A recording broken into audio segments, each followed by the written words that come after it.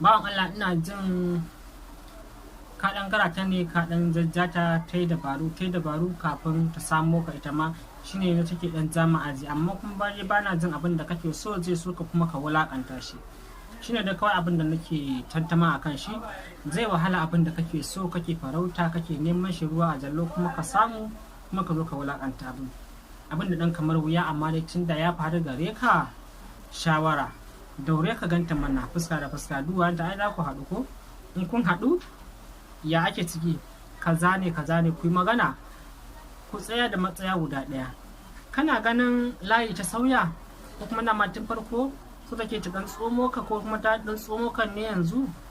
to kafin ta gama tsane ka ruwan jikinka ya ƙare ta jefa ka a shara, shi ga sai ka fice fit ka sai da dare maka. Amma ka ci gaba da zama to fa kai ka siya, amma sami